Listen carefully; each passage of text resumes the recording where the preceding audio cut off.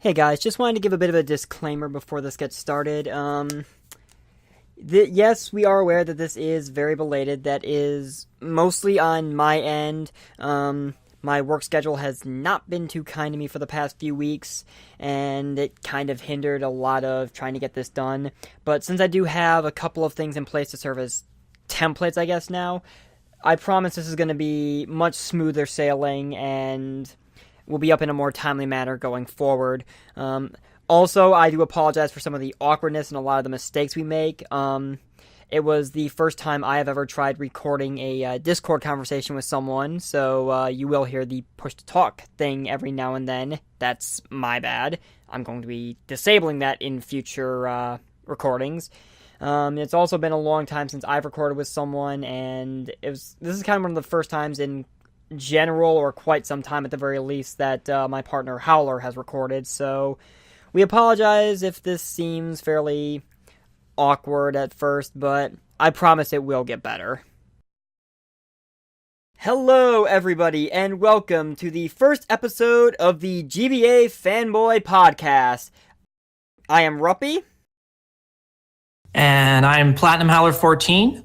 And I'll just quickly go over what the whole point of the GBA Fanboy podcast is. So my friend Rupp here and I are facing off in a competitive GBA Season 8 Pick'ems contest.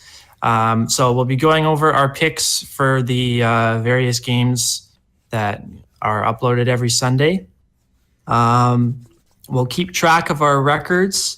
We also pick a lock, so the locks are a tiebreaker at the end if they're needed, and differential in those lock games are further tiebreakers if it's necessary, which I highly doubt it will be.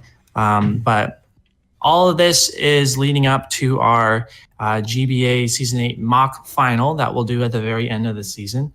Whoever ends up with a better record in the pick'ems will have first choice of which roster they will want to take over in the mock final. So yeah, this is just a super laid back podcast where we just be fanboys about GBA, because I'm pretty sure we both are hoping to be in the GBA someday, maybe, right? You never know. One thing I also do want to throw out real quick, just to avoid any confusion, for anyone who does happen to be in the GBA fan Discord, this has absolutely nothing to do with their own set of fan pick'ems. This is an entirely separate thing that's just the two of us, that has no association with their pick'ems or the records for any of that. Right. So we'll start off this podcast by quickly reviewing our pick'ems from week 1. You'll see that I have the early advantage in the pick'ems, as I got 7 out of 8 games from last week picked correctly. We picked 3 games differently last week. The first being John of the New Orleans Pelipers against Aaron of the Melbourne Rotoms. Ruppy picked Aaron to win, and I picked John to win just because John has kind of got the hang of facing rain in the last little while. So I figured that in his first attempt against Aaron, who is obviously new to the Draft League format, that he'd be able to pull it out. And he did. The other game, I figured John's difficulty with rain in the past was going to come back to haunt him, but in hindsight, maybe Aaron and his Rotoms just relied a little too heavily on rain, perhaps.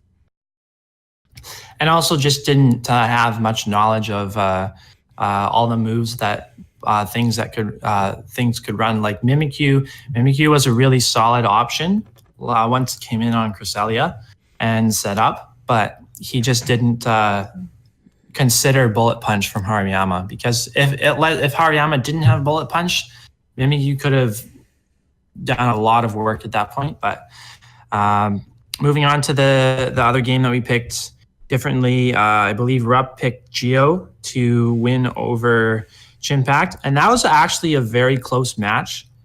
If Chimpact hadn't brought a Max Spadef Cloyster and the Blacephalon was able to take it out after eating an ice shard. Geo wins that game. So that was a very close, a lot closer game than most people probably realize. Yeah, that game could have really gone either way, depending on what each of them brought. The third game that we picked differently was, of course, the very controversial Joey versus Mono game, where neither player seems to have their ducks in a row. Of course, Mono not having the Mega Ring for his Mega Charizard X, and Joey bringing his Z Photon Geyser, which he was expecting to be physical, but turns out it was special, so it did absolutely nothing to the Slowking, and it was kind of just a waste. But I mean, no disrespect to Joey, but I've always been of the mindset that whatever a move, it doesn't matter what the move says it does. In terms of a Z move, whatever type it says it is what it ends up being. I mean, I can understand his confusion, but at the same time, Photon Geyser is technically a special move, so yeah.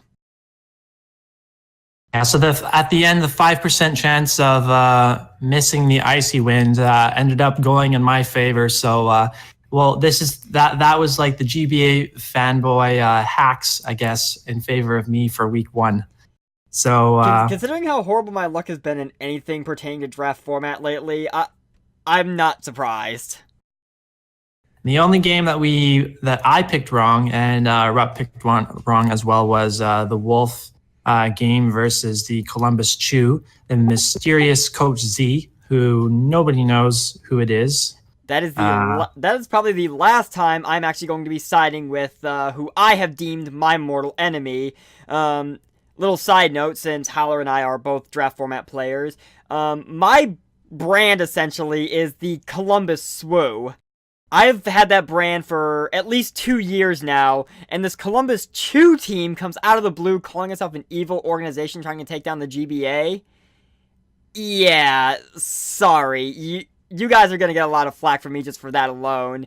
And also the fact that, with all due respect, you did play fairly poorly when most of us thought you probably had a better matchup on paper.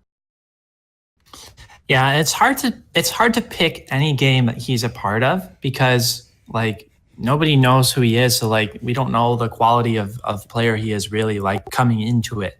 Well, the funny thing is, I don't know if you saw it, but a lot of the people who are commenting on that game, at least on Coach Z's side of the video, seem to think they already know who it is just based purely off of how he played. I've seen some speculation that I think some people think. I know you said Blunder, but based on how I don't like. There is no way Blunder play. Considering he's of the same group at like MV and Joey are in, I don't think Blunder plays that bad unless he's intentionally trying to. And then there in Chimps. Chimp, Gator, MV, and Joey recorded a week one recap, and Moet came in at the end and like pretended that he was Coach Z. So I mean, maybe that's the thing, but probably not. And then I also saw somebody else say that they thought it was Old Man Tup. To be fair, and I can see where I mean, maybe it could just be him doing it just to maybe throw people off, but a lot of his commentary did kind of mimic a lot of Tup's commentary from past seasons, so I can see where people are drawing that comparison. I can see that, yeah, because Tup never really went into depth about his reasoning for making certain plays. Although even that though, there like if he went into such depth to for his commentary, it wouldn't have been very fitting of the Coach Z persona that he's been creating for himself. But yeah, so we should probably move on to our game analysis. I will start with my analysis of Wolf's game versus the Columbus Chew, the only game that I got wrong. And I find it really amazing for as all over the place and sporadic and like kind of going off on tangents and random as Wolf can be sometimes. He's really exceptional at identifying his win condition and like making a step-by-step process for himself that he can use to eventually come out as the winner. Basically, all he needed to do to set up for Circuitry to win in the end was knock off the Porygon 2's Eviolite. If he hadn't been able to knock off the Eviolite, then Circuitry's Thunderbolt would not have two-hit KO'd the Porygon, and Porygon would have been able to wall it out. Thankfully, his Tangrowth didn't get triple full parried, so he was able to get the knockoff off on the Porygon 2 in the end. And he also needed the knockoff on the Excadrill with his Alolan Muck, which he wouldn't have been able to do if he didn't have Trick Room up. So he didn't necessarily use Trick Room to sweep in this game, but he used it to better carry out his plan in order for Circuitry to sweep in the end, which is like really hard to prepare for on the other end, really. And of course, that Circuitry set was just so smart. I don't think anybody's ever thought of a Z Sunny Day Circuitry. There's Z Electric Terrain to boost your speed and hit harder with electric attacks. There's Z Rain Dance to boost your speed and be able to use Thunder on Circuitry, but nobody would ever think of Z Sunny Day to power up Hidden Power of Fire to be able to hit an Excadrill or anything else, Fire Weak on the other end. So another thing I want to point out is the Clefable going down early. Like that Clefable did nothing in that game. It just encored. Like it stayed in on Muck the first time, and then it could have encored. Like that Clefable was so passive. I don't know if it was Magic Guard or unaware, but if it was unaware, it was like, especially after Excadrill's Scarf got knocked off, it was really the only thing that Coach Z had to deal with the Circuitry. It could have ignored all of the beast boosts that it would have got from other Mons and just walled it out. And also, if it had Moonlight, it would have been recovering 2/3 of its health while the sun was still up from C Sunny Day. So questionable play by Coach Z. We'll see if he can bounce back next week. And I think this is only the tip of the iceberg for Wolf. He has a team that he has the Regenerator Core and Tangrowth and Reuniclus. His play style, he likes to switch a lot. I think that's going to be super helpful for him playing his defensive positioning oriented play style. So I think there's a lot to expect from Wolf in this season. I'm just going to go on a limb and guarantee that he makes playoffs right now. Fairly bold prediction, but I mean, he has done surprisingly well in draft format. A lot of people would have considered, since he's primarily a VGC player. So moving on to your game of the week, Rep. Yep, so my game of the week, I decided to just go with my lock pick, which was Envy and his Chimchargers against Aster and his Habsols. And oh boy, where do I begin with this one?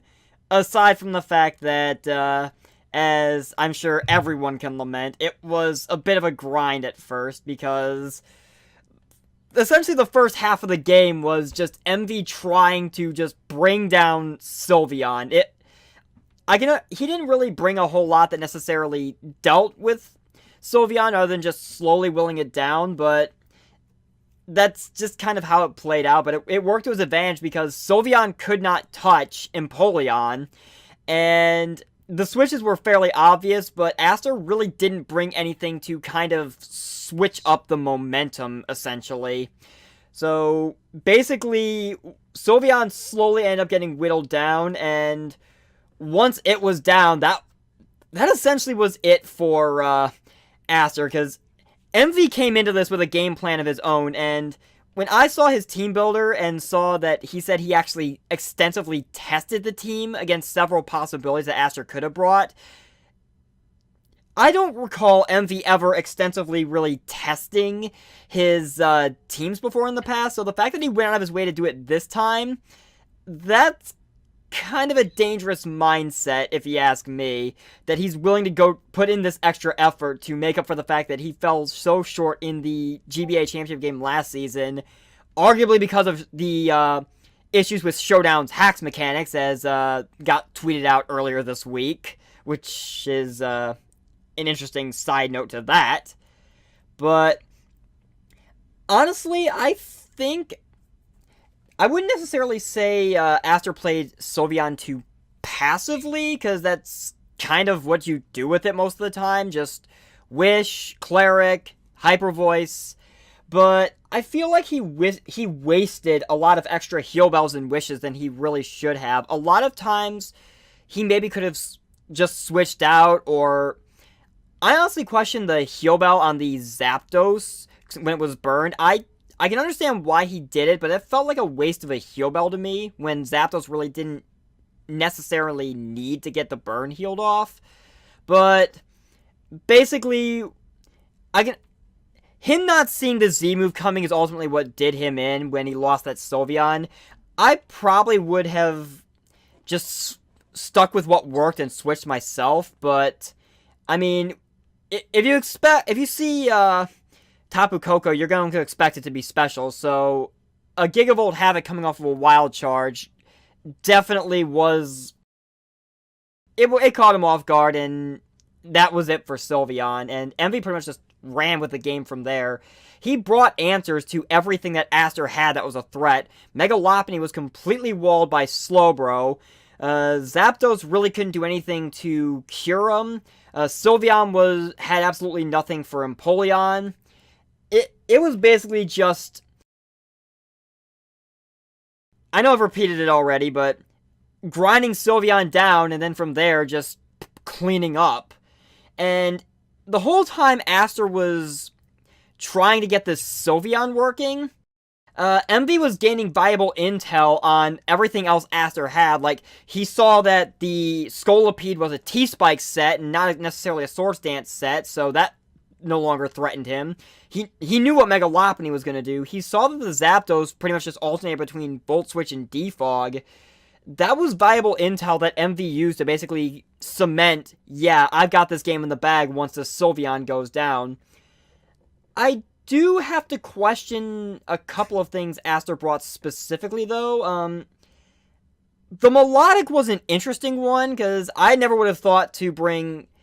Most people obviously see Marvel Scale as the superior ability, and maybe it would have helped Aster a little better in this game, because the Toxic would have at least made Melodic a little harder to take down. It still would have been worn down, but competitive Melodic to get a boost off the Defog, that's definitely an interesting idea, and one I never would have considered, but it could have worked maybe in any other scenario, but he just didn't have the Melodic set to really stop MV from running over his team.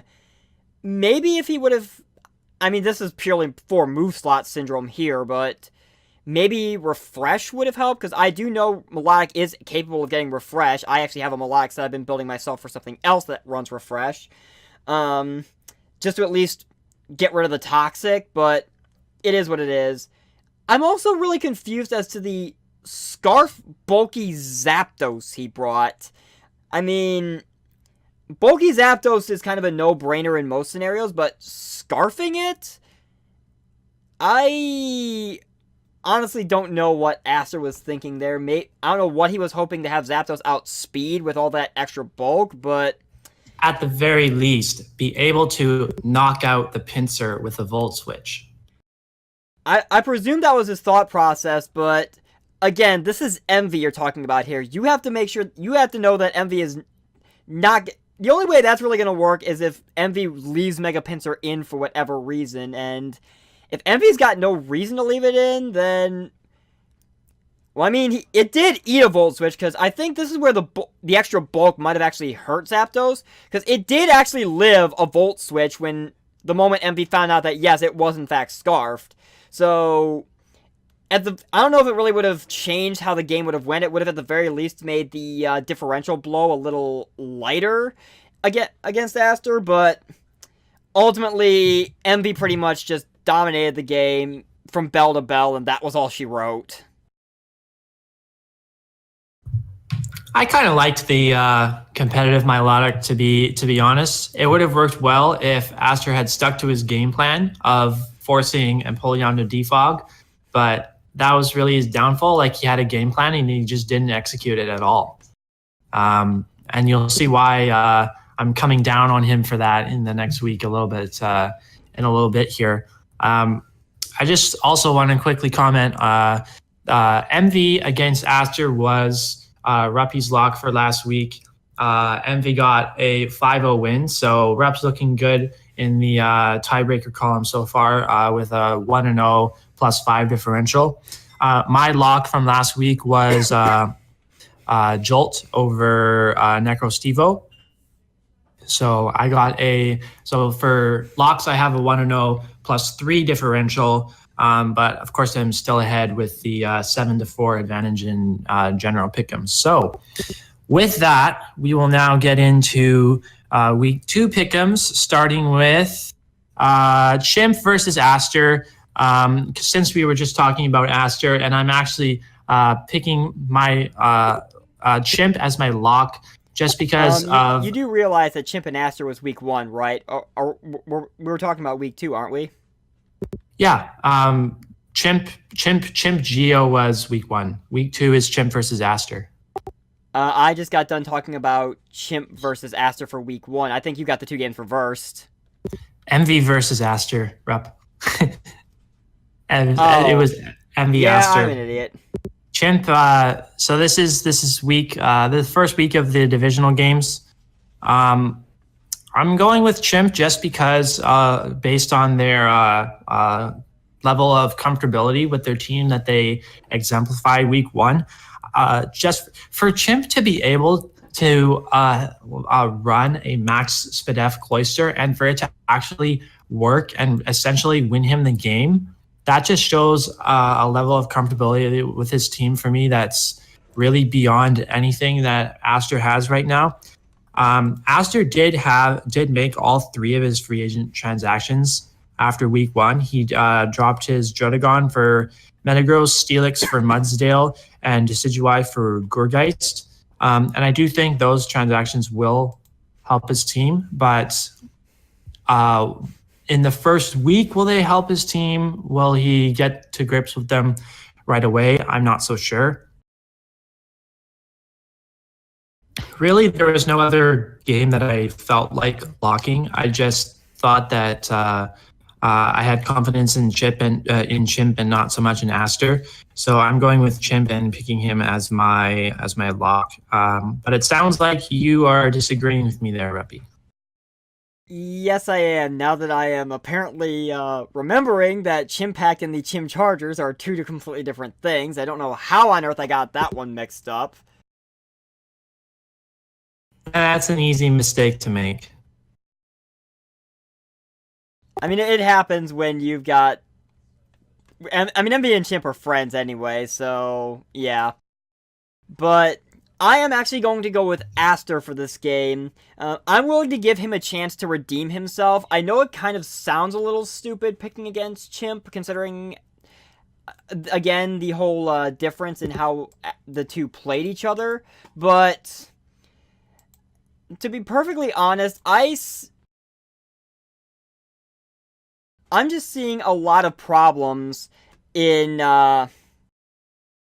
Chimp's team trying to match up against a lot of Aster. So if Aster can really nail down what his threats are capable of, I think he's actually going to give MV a run for his money, if you want me to be perfectly honest.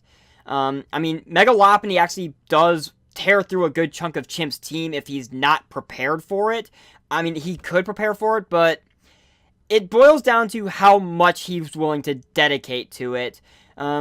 Envy had a much better matchup against Mons like Megalopony, Scolipede, even, say, Darmanitan and Metagross. I don't feel Chimp has as strong of a matchup, so it mostly is going to boil down to how much can Aster get a hold of what he's got as a threat and be able to use it to capitalize on some of the holes I think he can punch in Chimpac's team. Moving on to the next game, we will talk about Geo versus Envy. And I'm actually going to pick Geo in this game. Just because I want to give him credit for how well he played last week. Again, like we talked about, the if not for the Max Bedef Cloister, that could have been a very different game. Cephalon probably wins in the end. So I think he played well. I think he has the ability to beat Envy's team. I don't like Envy's matchup versus Mega Sizzlor.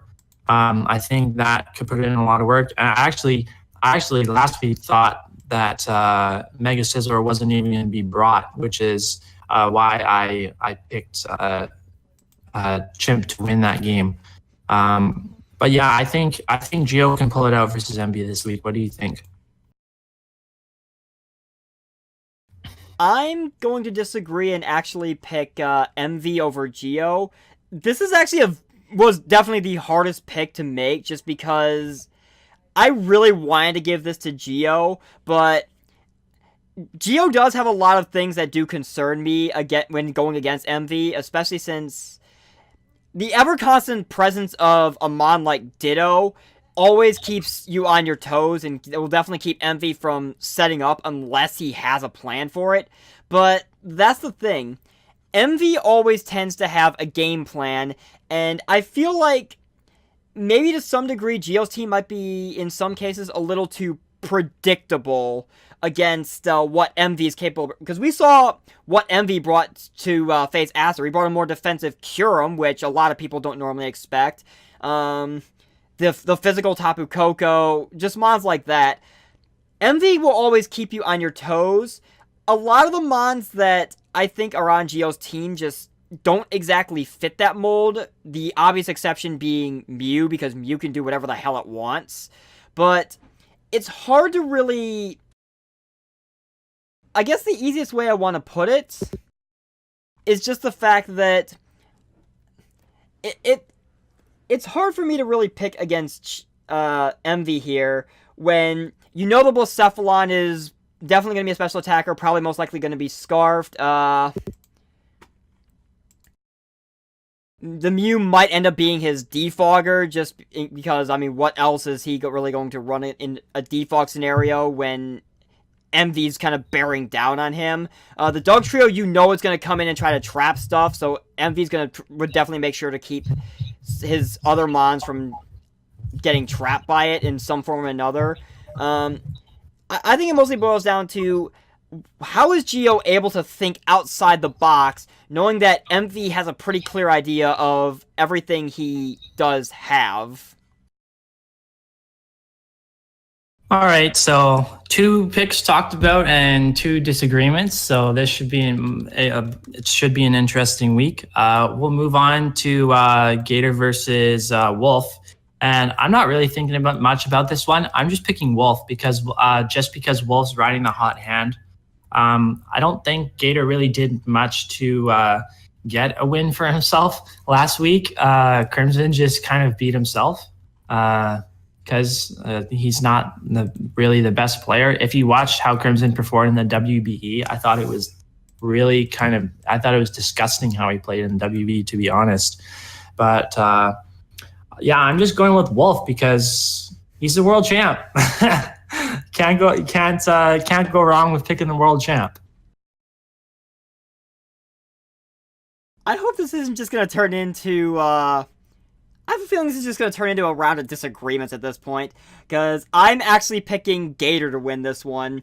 No disrespect to Wolf by any stretch of the imagination, but when I look at the two teams, I see Wolf's team having the exact same problems that Crimson's team had last week, which is Heatran kind of does a good job at being defensive against most of what Wolf can bring, a lot of his more offensive threats. plus the fact that Wolf's real bread and butter of his team, his Trick Room, Gator has a lot of things that are just as slow, can easily take advantage of Trick Room just as well. So it's not a scenario like Wolf had with Coach X, where it's just take out the thing that's really stopping your Trick Room setup or walling your certain sweeper, and then he's got a clear path to victory. Gator's team is a little more complex than that, and I feel like if Wolf's not careful, he could end up playing right into Gator's hands just because of that alone. All right, so 3 picks and 3 disagreements. We'll see if we can get to an agreement somewhere. Next, we'll go to Crimson versus Coach Z. And despite me just totally taking a giant dump on Crimson just now, I'm actually going to pick Crimson this week, just because I like his draft. Like he picked good mons. And the speed advantage that he has over Coach Z is just like, it's not even funny. Like Coach Z's team is really slow, and Crimson just has such good defensive checks to Coach Z's offense. So maybe he won't beat himself this time. Maybe he'll actually try to take the bull by the horns and dictate play. We'll see. Yeah, what do you think? We finally reach an agreement on something. So I'm going with Crimson as well, and not just because of my aforementioned hatred for the Columbus Chew, but I just don't see Coach X being able to make a lot of headway offensively against Crimson's team. Crimson has way too many checks to a lot of Coach X's biggest threats, and it's kind of hard to really overcome that, especially when you didn't... Like you said, Crimson beat himself last week to some degree. You could argue the same thing about Coach X, but when you really dig into it, Coach X just kind of just straight up got outplayed, not necessarily beat himself. And okay, so Coach X, Coach Z, they've all got letters, whatever. But honestly, I don't think Coach Z is really going to be able to make a lot of headway here, because he can't really do a lot of offensive damage against a team that can not only eat those hits pretty nicely, but also just straight up wreck his biggest threats right back. And I'm actually so confident that Coach Z is just completely outmatched here. I'm actually calling the Detroit Steel Winds victory this week my lock. That's a pretty bold lock. I do think the matchup is in Crimson's favor, but picking Crimson as a player, I personally wouldn't feel comfortable with picking him as a lock. But I do think the matchup is heavily in his favor, and we'll see how that game goes. I mean, Coach Z hasn't really done anything to inspire any confidence in him from me, so there's that. Yeah. So we'll move on to the game that I am most looking forward to for week 2, and that is Lars versus Jolt. And the interesting thing here is that both of these coaches have made drastic changes to their roster. They've all used all 3 of their free agency moves. Lars actually dropped his Mega Absol in favor of Mega Manectric, which is going to help him against things like Celesteela from Jolt. He also dropped his Yanmega for Delphox, which I'm personally sad about because I really like the Yanmega pick, especially as a Zmon. Being able to really pair the Z Crystal with 2 great abilities in Speed Boost and Tinted Lens. So I kind of wanted to see that a little bit more. We did see it in week 1, but I was hoping to see it a bit more than that. He did need a fire type as well, and he has used Delphox in the past. And he needed to downgrade his grass type from Shaman to Lurantis. We'll see how Lurantis works. Contrary superpower, it now gets access to, so kind of like a grass type Malamar. We'll see how that works. It also gets defog. But I'm picking Lars because I really like Lars's team, and I just don't understand Jolt's transactions. I don't see how it makes his team better. He dropped Latios for Hydreigon. he dropped Zygarde Dog, which is tied for the league lead in kills, and he dropped it in favor of Aerodactyl. And he drops Staraptor for Breloom. I just don't understand how it makes his team better. And for that reason, I just think Lars' transactions were better for him than Jolt's were. So I'm just going to go with Lars. I'm going to go with Lars as well. Not so much because of anything pertaining to the transactions, but just looking at the two teams, the one thing that really stands out to me, and it is one thing where I feel like maybe letting go of Zygarde 10%, if Joel was really adamant about doing this, maybe he should have waited another week for it, because I am seeing a very big problem for Jolt, and its name is Kyurem Black.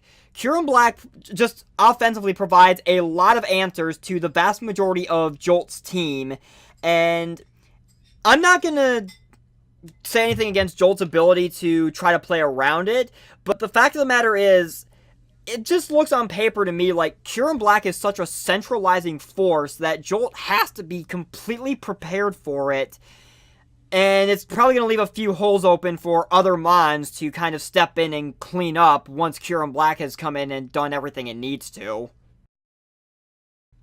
Moving right along, not too much to say about this game. Tom versus Steve-O. I'm just going to go with Tom. I don't think Steve-O is a particularly strong battler. I don't really like his team anyway. He has T-Tar, Lycanroc, like that's going to be totally shut down by Rotom, Landorus. Tom has a great team. I think he's going to rebound after a week 1 loss to a great player in Lars. So I think Tom takes this game. How about you? I'm in agreement for pretty much the same reasons. A lot of what Steve-O could bring to this game, Landorus, Therian, Rotom Wash, those kind of mons pretty much just shut it down and just laugh at it. It's hard for me to really say that because Steve-O does have a lot of potential, but Tom just has a far better matchup, and I just don't think Steve-O's going to make a lot of headway here against Tom's team. Tom's really going to be able to bounce back, I feel, this week. All right, so another game that I'm looking forward to this week, John versus Mono. John has my favorite draft, but I'm actually going to pick against John this time for the sole reason that Mono will be out for blood after the way he lost against Joey. And really, John just took advantage of Aaron's inexperience last week. Like, he didn't play super phenomenally. I think he knew that he didn't need to per se, but going from Aaron to Mono from 1 week to the next is a big step up. So I think Mono will bounce back after a tough week 1 loss and level the score with John. How about you? I'm going to disagree, and I'm also going to say that sometimes being out for blood might make you a little blind in the long run because you're so focused on getting revenge that you might end up missing a few things. And just looking at it, I think John actually has the superior team matchup here. He has a lot of things that can just very handily take on a lot of what Mono can bring to the table. Cress in particular, I know John is capable of unlike someone like, say, yours truly, John is one of those players that's able to use Cress to its full potential, and I think if he figures out the right set, he can just really shut down a lot of what Mono could bring. And if Mono does happen to find a way around Crest, there are a lot of other tricks in John's bag that he can pull out. So I'm thinking John actually takes this one and takes the momentum into a 2-0 start to the season. So our last game that we're going to talk about is Joey. I just don't think Aaron is at the stage yet where he'll be able to get himself a win. This is a divisional matchup, so they will play each other again. And I can definitely see Aaron taking the potential rematch in the later stages of the season. But for this game, I'm going to pick Joey. Obviously, as a top OU showdown player, he has tons of experience going up against rain teams. So, despite him not having great things to deal with rain, I think he'll manage to find a way around it. I'm predicting him to bring a prankster Sunny Day Whimsicott. I think that'll help him with the rain matchup. But yeah, I just don't think Aaron's at that level yet where he'll be able to beat a quality singles player like Joey. What do you think, Rupp?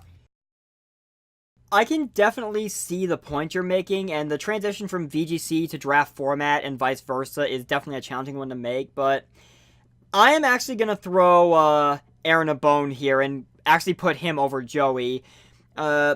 Joey kind of did need a little luck last week to get over Mono, which I'm still a little salty about just because it hurt one of my picks, but I just cannot get over how severe a disadvantage Joey's team is at. I mean, I wouldn't necessarily go the route of over-dedicating himself to Rain, and whether or not Aaron does that might ultimately be what determines how this game plays out, but if he plays his cards right, I think Joey is just at such a big team disadvantage in the matchup that I don't think it's going to be easy for him to recover from it, especially since it kind of, to me, feels like it narrows down what he should feel comfortable bringing, which Aaron might be able to take advantage of if he's gotten any experience out of his week 1 game to know what to expect or have an idea of what to expect going forward. So there you have it. Those are our week 2 picks. 5 games picked differently between the two of us. So definitely lots of potential for some shifting in our 2-man standings. We'll see. We will definitely be looking forward to the games this Sunday. And yeah, Rupp, take it home. All right, so with all that said, thank you guys so very much for listening to us ramble on about the GBA and our thoughts about it, even though we are not associated with the GBA in any way, shape, or form. If you guys want us to be associated with them, guys in the GBA front office, please feel free to give us a call. We'd be more than happy to pop in. But yeah, for Howler, I have been Ruppy, and we are going to catch you guys next time. Take care.